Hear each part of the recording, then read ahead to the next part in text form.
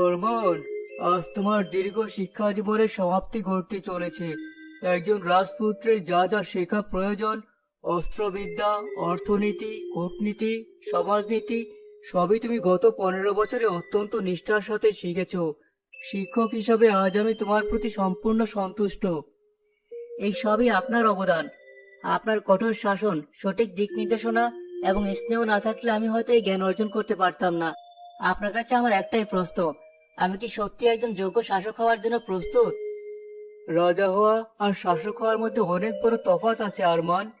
উত্তরাধিকার সূত্রে জন্ম নিলে যে কেউ সিংহাসনে বসে রাজা হতে পারে, কিন্তু প্রজাদের হৃদয় জয় করতে না পারলে, তাদের সুখ দুঃখের অংশীদার হতে না পারলে, সে কখনো সত্যিকারের শাসক হতে পারে না। সত্যিকারের শাসক হওয়ার মূলমন্ত্র কি? সহানুভূতি, সাহস এবং ন্যায় বিচার। তুমি অচিরে এই বিশাল রাজ্যের সিংহাসনে বসতে চলেছ। তোমার রাজ্যের প্রতিটি প্রজা যেন সুখে শান্তিতে থাকে, কেউ যেন অবিচারের শিকার না হয়, সেটাই আমার একমাত্র চাওয়া। আমি আপনাকে কথা দিচ্ছি, আমি আমার প্রজাদের নিজের সন্তানের মতো দেখব। তাদের অধিকার রক্ষায় আমি নিজের জীবন দিতেও দ্বিধাবোধ করব না। কথাগুলো মনে রেখো। আর একটা কথা, বইয়ের পাতায় পড়া রাজ্য আর বাস্তবের রাজ্যের মধ্যে অনেক পার্থক্য। তুমি প্রাসাদের চার দেওয়ালের ভেতর থেকে রাজ্যের আসল রূপ কখনো দেখতে পাবে না। আমি সেটা বুঝতে পারছি, তাই রাজ সিংহাসনে বসার আগে আমি একটা বড় সিদ্ধান্ত নিয়েছি। আমি এই রাজকীয় পোশাক, প্রহরীদের পাহারা আর মখমলের জীবন ছেড়ে সাধারণ প্রতীকের বেশ ধারণ করতে চাই। ছদ্মবেশে আমি রাজ্য ভ্রমণে বের হব। তোমার এই চিন্তাধারায় আমি অত্যন্ত আনন্দিত। মাটির কাছাকাছি না গেলে মাটির মানুষের নীরব কান্না শোনা যায় না। সাধারণ মানুষের সাথে মিশে যাও, তাদের কষ্টগুলো নিজের চোখে দেখো। এই ভ্রমণই হবে তোমার জীবনের শ্রেষ্ঠ শিক্ষালয়।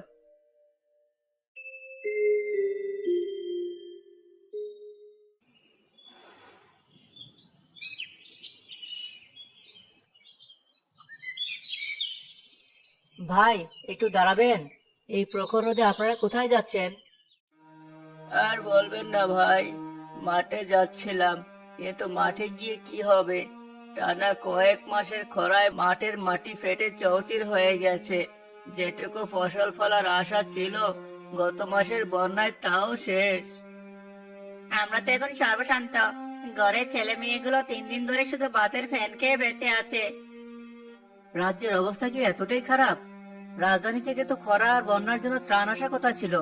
খাজনাও তো মওকুফ করার আইন রয়েছে। রাজধানী, সে তো অনেক দূরের কথা। রাজামশাই হয়তো পাঠিয়েছেন, কিন্তু আমাদের গ্রাম পর্যন্ত তো কিছুই পৌঁছায় না। আমাদের গ্রামের প্রধান সিকান্দার সেসব ত্রাণের চাল নিজের গোডাউনে আটকে রেখেছে। আর খাজনা মওকুফ, সে উল্টো আমাদের শেষ সম্বলটুকুও কেড়ে নিচ্ছে। এ তো ঘোর অন্যায়। আপনারা কেউ প্রতিবাদ করেন না কেন? আপনারা সবাই মিলে রুখে দাঁড়ালে সে তো কিছুই করতে পারবে না। প্রতিবাদ? কে করবে প্রতিবাদ? সিকান্দারের রয়েছে বিশাল লাঠিয়াল বাহিনী। কেউ টু শব্দ করলে তাকে ধরে নিয়ে পিটিয়ে আত্মারা করে দেয়। ঘরে আমাদের পরিবার আছে, তাদের মুখের দিকে তাকিয়ে আমরা সব অন্যায় মুখ বুজে সহ্য করি। ওই দেখুন, সিকান্দার তার লাঠিয়াল নিয়ে গ্রামের বাজারের দিকে যাচ্ছে। নিশ্চয়ই আজ আবার কারো না কারো সর্বনাশ হবে। আপনি বরং এই পথ দিয়ে দ্রুত চলে যান ভাই। অচেনা মানুষ দেখলে ওরা আবার ঝামেলা করতে পারে। আমি ঝামেলা দেখে পালানোর মানুষ নয় ভাই। চলুন তো, দেখি সিকান্দার আজ কি করে।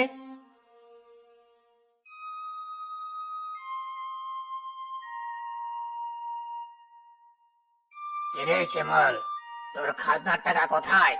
আজ তো মাসের শেষ দিন। প্রধান মশাই, দোহাই আপনার, এবারের খরায় আমার সব ফসল জলে পড়ে ছাই হয়ে গেছে। আমার কাছে একটা কানাকড়িও নেই।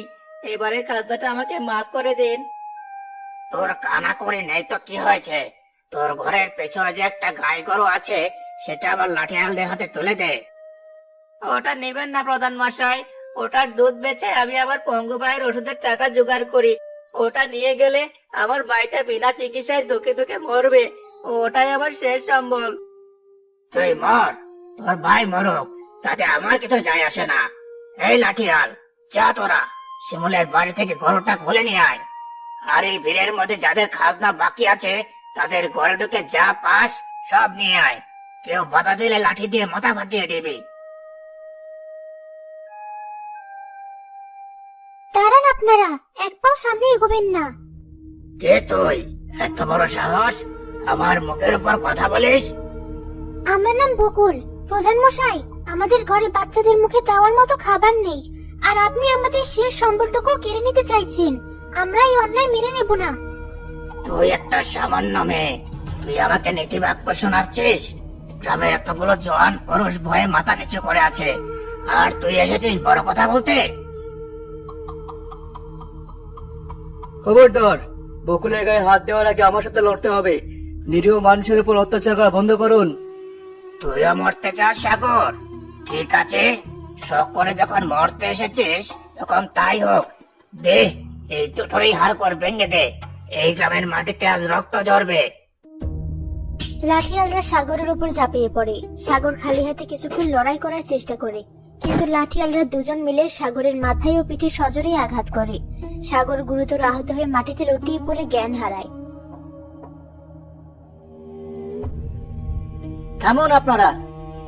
তুই আবার কে অচেনা পথিক? কোথেকে উদয় হলি? আমি যেই হই না কেন, একটা নিরস্ত ছেলেকে এভাবে আঘাত করাটা কোনো বীরত্ব নয়, এটা চরম কাপুরুষের পরিচয়। আমাকে বীরত্ব শেখাতে আসিস না।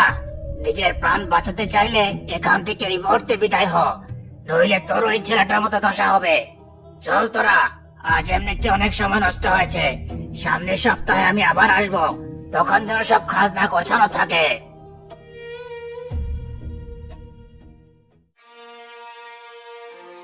সাগর, চোখ খোল ভাই। ভাই, ওর তো অনেক রক্ত ঝরছে। হায় হায়, ছেলেটাকে তো ওরা মেরেই ফেললো। এখন কি হবে? আমাদের গ্রামে তো কোনো চিকিৎসালয় নেই। আপনারা সবাই শান্ত হন। বকুল, আমাকে বলো, কাছাকাছি কোথাও কি কোনো চিকিৎসক আছেন? এখান থেকে কয়েক মাইল দূরে নদী পার হয়ে পাশের গ্রামে শেফালি নামের এক জ্ঞানী বৃদ্ধা থাকেন। তিনি লতাপাতা ও শেকড় দিয়ে খুব ভালো চিকিৎসা করেন। কিন্তু এতটা পথ এই আহত অবস্থায় সাগরকে কে নিয়ে যাবে? আমি নিয়ে যাব। ওর মাথা থেকে অনেক রক্ত ঝরছে, সময় নষ্ট করা যাবে না। বকুল, তুমি আমাকে পথ দেখিয়ে চলো। নয়ন ভাই, আপনারা গ্রামের মানুষকে শান্ত রাখুন, কালকের জন্য প্রস্তুত হতে বলুন।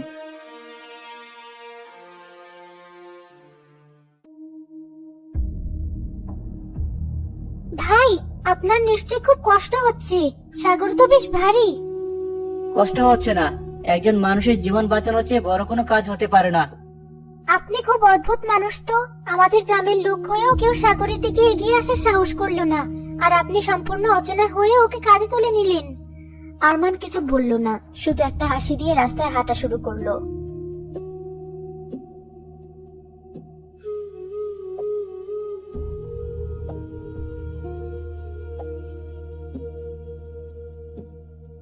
না, ক্ষতটা অনেক গভীর।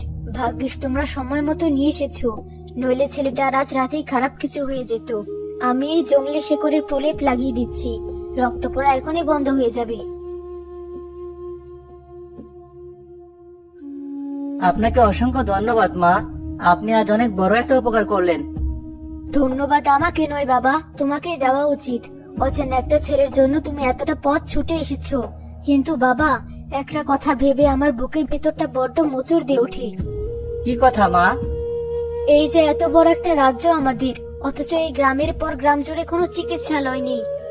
আমি সামান্য একজন বৃদ্ধা, জঙ্গল থেকে যেটুকু লতাপাতা চিনি তা দিয়ে সাহায্য করার চেষ্টা করি, কিন্তু প্রতিদিন কত মানুষ, কত শিশু সামান্য চিকিৎসার অভাবে চোখের সামনে মারা যায়। রাজপ্রাসাদে যারা বসে থাকেন তারা কি আমাদের এই কষ্টের কথা কখনো জানতে পারেন না? আপনি ঠিকই বলেছেন মা, যারা শাসন করেন তাদের হয়তো অনেক ভুল আছে, তারা হয়তো অনেক সত্য থেকে দূরে আছেন। কিন্তু আমি কথা দিচ্ছি, এই অবস্থার পরিবর্তন হবে, খুব শিগগিরই হবে। কে জানে কবে হবে। তুমি সাধারণ একজন পথিক বাবা, তোমার কথায় তো আর রাজ্য চলবে না। যাও, ছেলেটাকে একটু ঘুমোতে দাও।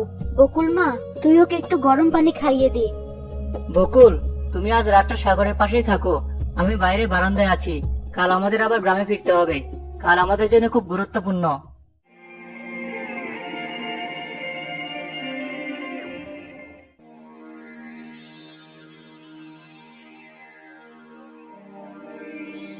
আপনারা সবাই শুনুন, আজ আমরা এখানে জড়ো হয়েছি একটা বিশেষ কারণে।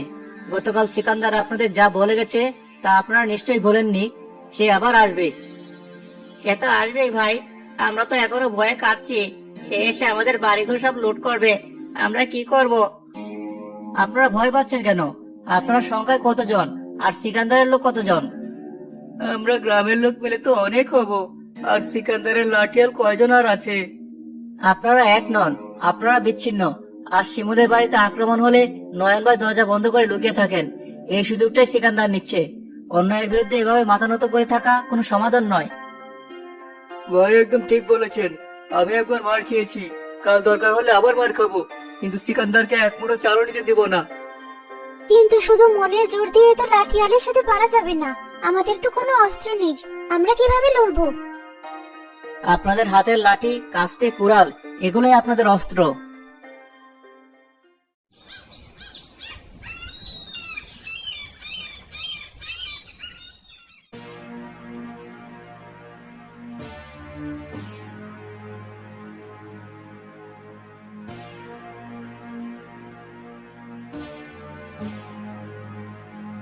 এতে আজ দেখি পুরো গ্রাম লাঠি হাতে দাঁড়িয়ে আছে।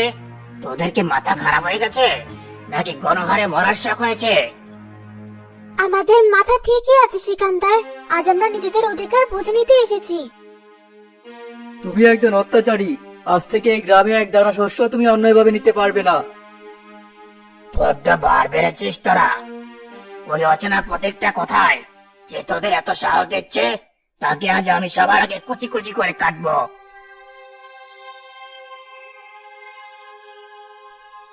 আমি এখানে আছি সিকান্দার, তুমি চাইলে এখনো ফিরে যেতে পারো। তোমার অন্যায়গুলো স্বীকার করে নিলে গ্রামবাসী হয়তো তোমাকে ক্ষমা করে দেবে। এই সামান্য গ্রামবাসীরা আমাকে ক্ষমা করবে? এই লাঠিয়ালরা, আজ কাউকে জ্যান্ত ছাড়বি না। সব কটাকে পিটিয়ে সোজা করে দে। লাঠিয়াল বাহিনী হুঙ্কার দিয়ে ছুটে আসে, কিন্তু গ্রামবাসী আর ভয় পালায় না। তারা যুবরাজের শেখানো কৌশল অনুযায়ী দাঁড়িয়ে যায়। বকুল, ডান দিক, সাগর, বাদিক। প্রচন্ড লাঠিযুদ্ধ শুরু হয়। লাঠিয়ালরা মারার চেষ্টা করে, কিন্তু গ্রামবাসীরা যুবরাজের শেখানো নিখুঁত কৌশলে তাদের প্রতিটি আঘাত প্রতিহত করে। তোর বোতটা আমি ফটাবই। আগে নিজের মাথা বাঁচা।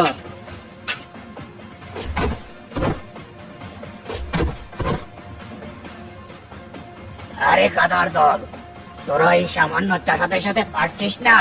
মার ওদের। তোমার লোকজনের খেলা শেষ সিকান্দার, এবার তোমার পালা। আমাকে মাফ করে দিন, আমি আর লড়তে পারবো না। এরা আজ মানুষ নেই, বাঘ হয়ে গেছি। এ তোরা কি করছিস? ওঠ, আমার টাকা খেয়েছিস তোরা, লড় এদের সাথে।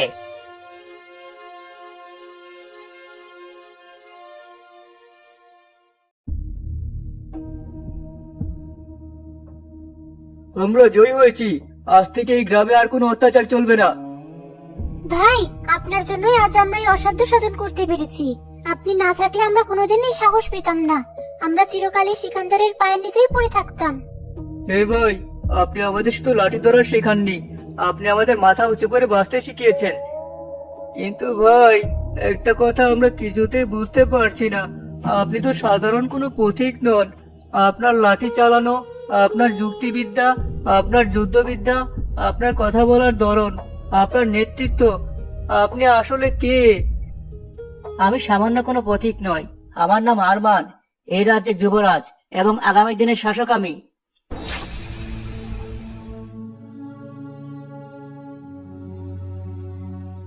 যুবরাজ? স্বয়ং যুবরাজ আমাদের গ্রামে? বাবা, তুমি এই রাজ্যের রাজা, আর তুমি কিনা এই বৃদ্ধার কুটিরে নিজের কাঁধে করে আহত ছেলেকে নিয়ে গিয়েছিলে?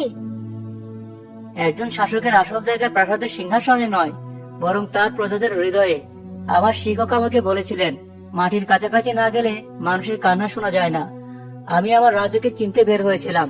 আমি দেখেছি আমার রাজ্যের মানুষ কতটা অসহায়, আবার একই সাথে কতটা সাহসী।